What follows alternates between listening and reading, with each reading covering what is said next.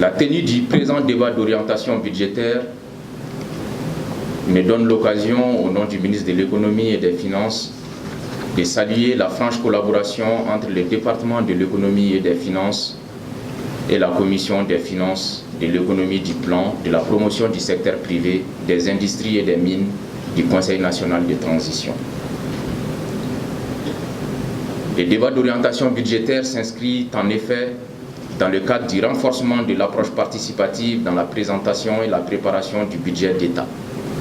Il offre ainsi l'occasion au gouvernement d'informer les parlementaires que vous êtes sur l'évolution des finances publiques et de partager avec eux sa vision de la politique budgétaire à moyen terme ainsi que les contraintes budgétaires. Honorables membres du CNT, mesdames et messieurs, la loi 2013-028 modifiée portant loi des finances dans son article 51 annonce que le projet de loi des finances de l'année est élaboré par référence à un document de programmation budgétaire et économique pluriannuel couvrant une période minimale de 3 ans. Conformément au texte de gestion des finances publiques, notamment la loi 2013-031 du 23 juillet 2013 portant Code de la transparence dans la gestion des finances publiques en son paragraphe 2.4 et la loi numéro 2013-028 du 11 juillet 2013 modifiée relative aux lois des finances en son article 56.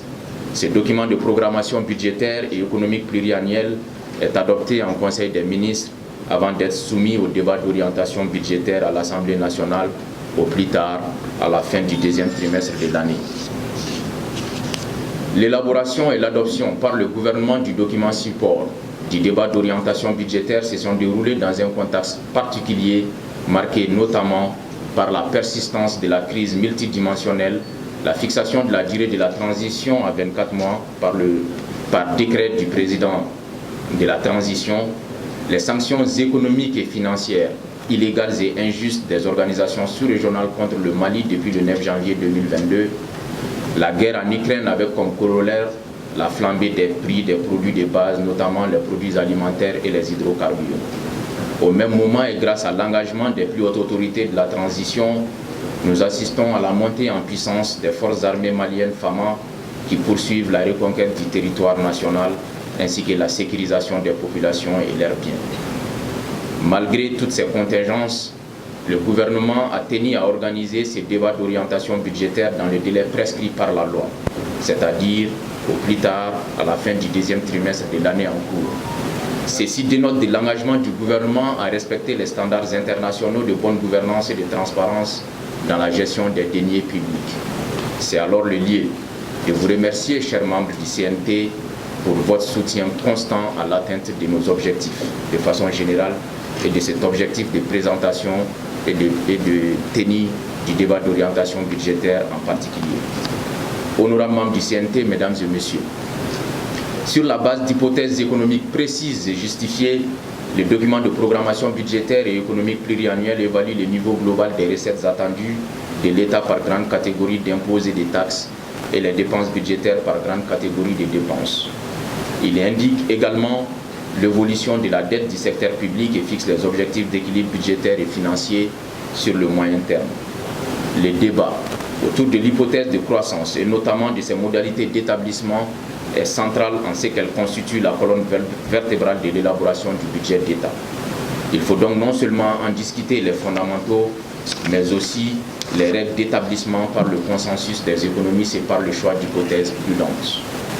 Le débat d'orientation budgétaire est encore l'occasion de confronter les modalités concrètes d'élaboration du projet de loi des finances de l'année à venir avec la trajectoire annoncée par le gouvernement dans le cadre de la consolidation des actions du cadre stratégique pour la relance et le développement durable au Mali, CRED 2019-2023, qui intègre d'une part les mesures prioritaires contenues dans les axes du plan d'action du gouvernement PAG et d'autre part les actions inscrites dans l'accord pour la paix et la réconciliation au Mali, ainsi que les objectifs de développement durable à l'horizon 2030.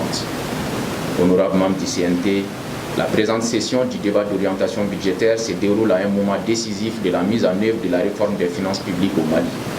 Il est le 4e débat de l'ère d'opérationnalisation du budget en mode programme.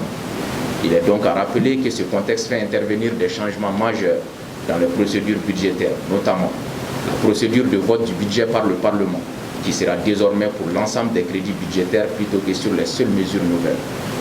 Au cours de ces débats, vous aurez droit à une présentation qui sera basée sur le cadrage budgétaire 2023-2025, l'état de mise en œuvre de la réforme budgétaire au Mali et la situation du Mali par rapport aux critères de convergence communautaire et aux normes internationales de bonne pratique.